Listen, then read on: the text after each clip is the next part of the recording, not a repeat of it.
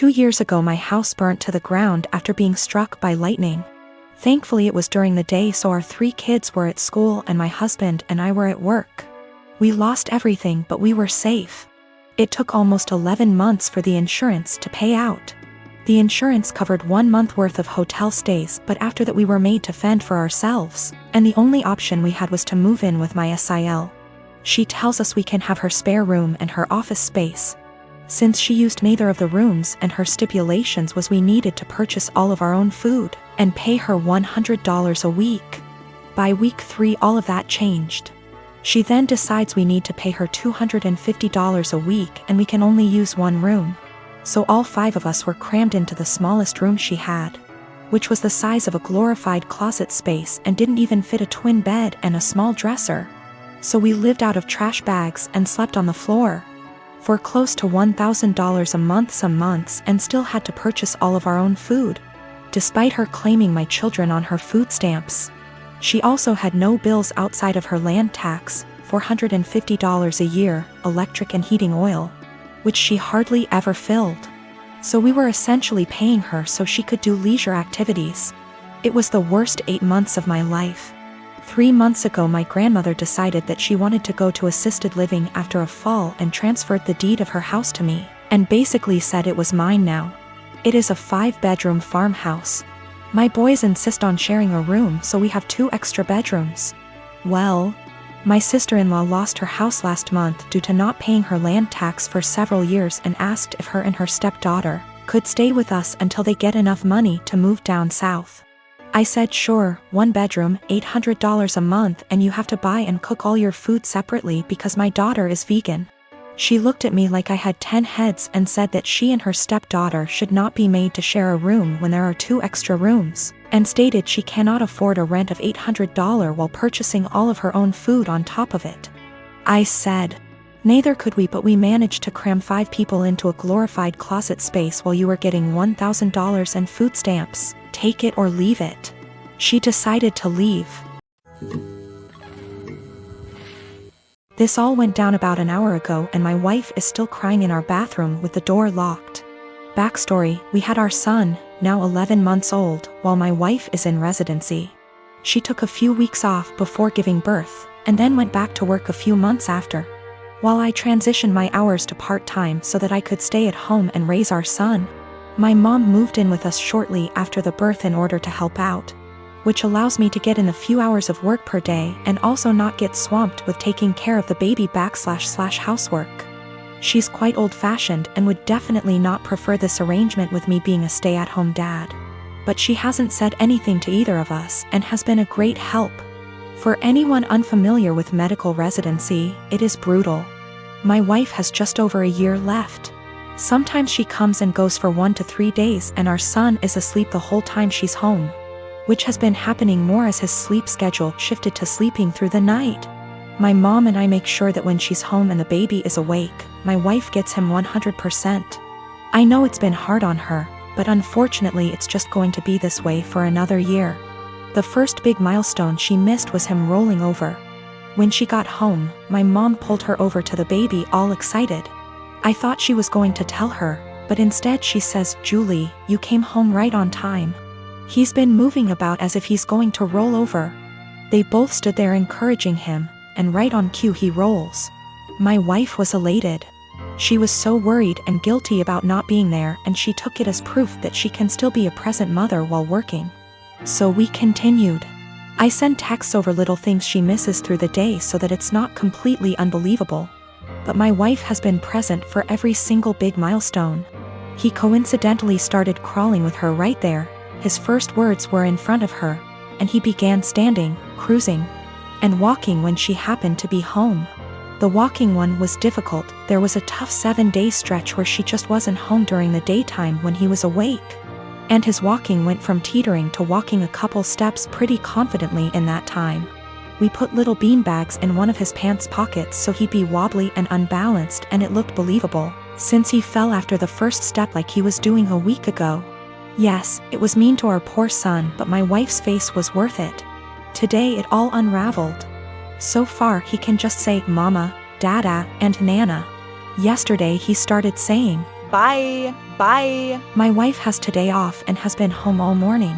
My mom and I have been trying to get him to say Bye. all day without giving it away that we already know he can say. Bye. Successfully got him to say Bye to the ducks at the park, and we both gushed over his newest word the whole way home. My wife was using my phone to take pictures of him and began showing my mom at home while telling her about his newest word acquisition. She was swiping through my gallery and saw a video from yesterday and goes, "Oh, you never sent me this one." It was literally like a slow motion film happening in front of my eyes.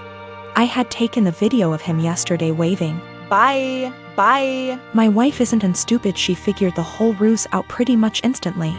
I've never seen her look so upset and heartbroken before. I couldn't say or do anything to comfort her.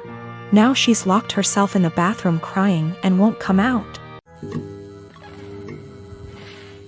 My husband, Jonah, passed away unexpectedly a month ago from a stroke. I don't want to get specific about that part. It's the worst pain I've ever felt in my entire life. And I'm still not sure how I'm ever going to move on. We were married for 5 years, together for 7.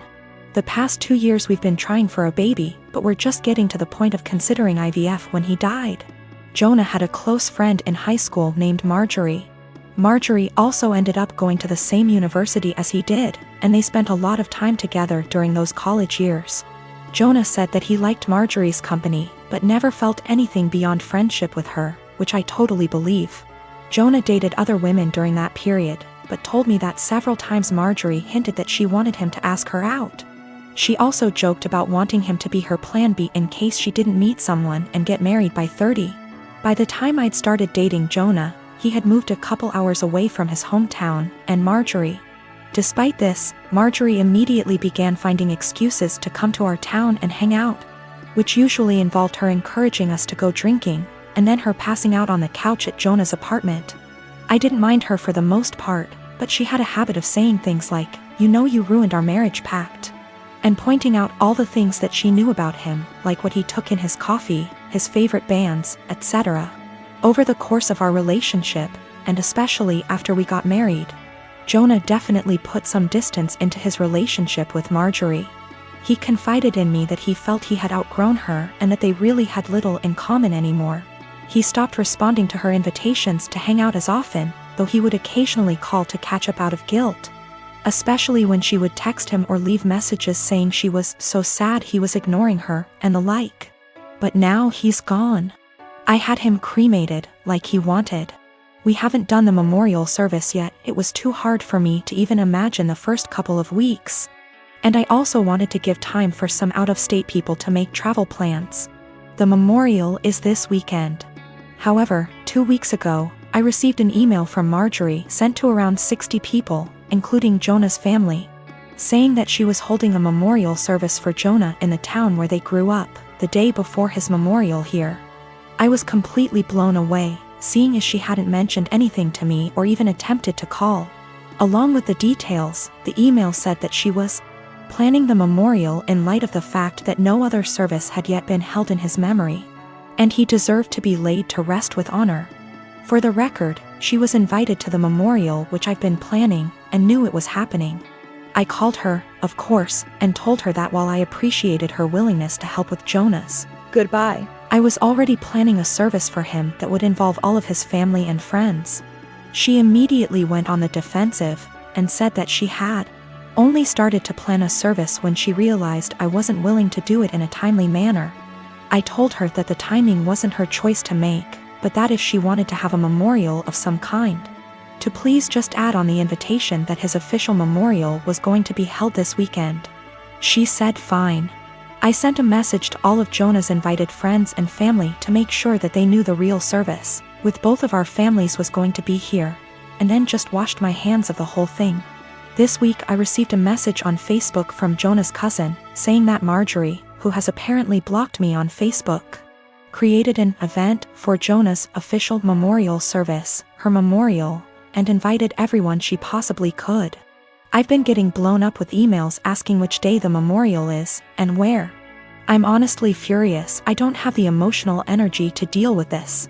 I ended up putting a post up on my wall, reiterating the date of his service here, and asking people to please share it.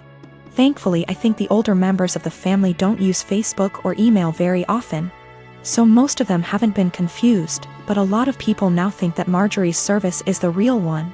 I called Marjorie again, asking her to add an addendum to her event saying that his actual memorial was going to be here. She told me that Jonah would have wanted it this way, and that if I couldn't appreciate her efforts, I wasn't invited to say Goodbye. to Jonah. I told her that was fine, seeing as I'd already said Goodbye to Jonah when I held him as he died. She hung up. Apparently she's now spreading information to her mutual friends with Jonah, saying that he was planning on leaving me because I wasn't able to conceive. She also said that we had approached her to carry a baby for us, all absolute lies. His cousin sent me a screenshot of a text where she said that Jonah always thought we would have the cutest baby together, and that angry widow doesn't understand how much he wants children. I'm at a loss as to what to do. I don't care what she says about me, but she's now tarnishing my husband's memory, especially saying that he wanted to divorce. Jonah would never have left me, and anyone that knows him at all knows that we were committed to each other above all else. I need to figure out how to tell this woman to off without encouraging her to spread more lies. And I also want to just forget the whole thing and crawl in bed and never get up again. I have been with my partner for 7 years. We initially met online, and after meeting in person a few times and realizing our affection for one another, we found it promising to move in together. I moved from California to Pennsylvania to be with him throughout graduate school. All was seemingly well during this time. I have never really had any reason to not trust him. I encouraged him to very much so, to try his best to make friends, or to explore hobbies on his own outside of the various ones we share, because I have my own passions. And I found we connected most when we met in the middle through conversations about these passions, through the act of explaining or showcasing what we've taken in or learned. Throughout these 7 years, he has struggled with very low self-esteem, and though I don't necessarily think of myself as the pillar of self-love, the depth of mine doesn't reach the low perception of his self-value. Because of this, he has seen and stopped seeing both a counselor and a therapist, and has been on medication to help for the last 6 months. Things were seemingly well between us, and continued to be pretty fluid. We continued to share things, and take long walks, and were pretty open-ended about where we stood in the relationship. If one was feeling a bit of an ebb, the other would pick up more of a share, and vice versa. However, things took a bit of a dip about 2 days ago when I felt the ebb and asked him about it. Initially, he said there was really nothing wrong. And perhaps I was just feeling this way because with our schedules we haven't been able to see one another for long periods of time like we are used to, which is true. But the feeling continued to irk me, and when I asked about it a second time, he confessed to me he had begun talking to another girl from another country via Instagram direct messages. And though things between she and him never crossed the boundaries of platonic friendship, he really loved the initial rush of someone asking him questions about his favorite movie, his favorite album, his favorite book. All things he and I already know very well about one another. I asked if he'd sent any selfies, or anything risque, and he said no, though I can't confirm, because he deleted the messages. A good deal of me believes him, because of how open he was about the initial conversations to begin with. We slept apart, and I just felt really confused the entire night, because I couldn't really resonate with wanting that sort of attention from someone else. If anything, his yearning for that type of attention sort of hurt. It felt like I wasn't doing enough, or giving enough. The next morning, though I don't have an Instagram, and am not on the app, I went to check his using the desktop version, and found that posts where he once called me the love of his life, or a specific post with a gift I gave him that once said, "Greatest gift from the greatest girl," were still on his profile, but the words, girlfriend, or love of my life, were completed erased. With this realization, my confusion and hurt turned to very real heartache. I called him and asked if he had deleted these words from the specific posts, and with shame, he said yes, he did. When I asked why, he said it was because he just didn't want the attention from the girl asking him about himself to be disrupted if she found out he was in a long-term relationship.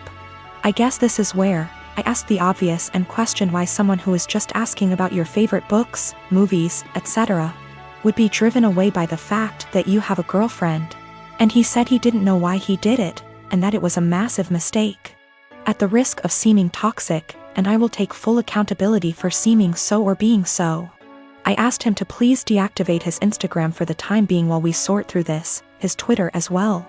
He did, and though I was feeling a bit of relief about that, I couldn't help but feel a bit saddened that he didn't choose to do that on his own for the benefit of our relationship. He had to wait for me to ask. Which again, just made me feel like such a toxic and controlling partner. Two things I always strive to be so far from. When he got home from work, we discussed everything at massive length, and he continued to swear up and down that these conversations pertained strictly to music, movies, and books, and he didn't have interest in her. Just interest in the initial rush of the attention he was receiving. We read a few articles, and he broke things down to me as his self-esteem has never been lower. Despite his career as a doctor being at a high, and his finances in order, he felt things with his music weren't taking off. And with that came a feeling that he wasn't special, and it was nice for someone to make him feel that way. I felt shame and asked him if I wasn't doing enough or giving enough to him to make him feel that way. He said, I defiantly was. But my love, and attention and affection, became a pillar he could rely on, and got used to, so with new attention came a rush. And he liked that. I asked him if he wanted to be single, and find that rush in dating new people. And he kept insisting that that's so far from what he wants. He wants to remain a couple, and do all he can to work on these things together. Though I can't help but correlate that feeling he enjoys with the feeling of a first date. Which hurts, of course.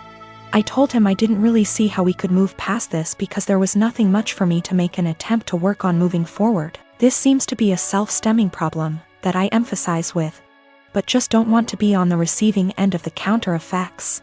So though it is incredibly uneasy to begin to think of how difficult it'll be to begin again, it is just as difficult to think about how difficult it would be to stay and try to rebuild back up an issue that I feel like just a bystander. When it comes to, this has all been very painful, and if this comes to an end, I just want it to be as civil and as possible.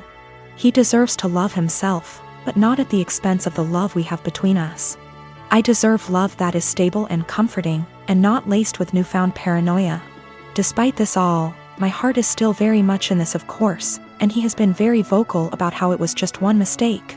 Nothing happened, we can work through this, etc. And I secretly keep hoping he will make a step, any step really, to showcase these words and implement action, seek a new therapist. Find the two of us a relationship counselor, buy a book on self-help or on how couple conquer affairs, anything at all. Without me having to be the one to ask him. I just want him to have that yearning that he continues to say he has, but instead of saying it, I was him to show me. That makes me irrational or just plain dumb. I believe to be in a state where I can handle either answer. Or something completely different just the same. Do all think I'm blowing something completely out of proportion? Given how this was an exchange of conversation between him and another girl for just a few days. And his erasure of me on his profile was only for about 2 days? This has been a first in this relationship, this has been a first in my life truthfully. I just felt completely vulnerable and isolated.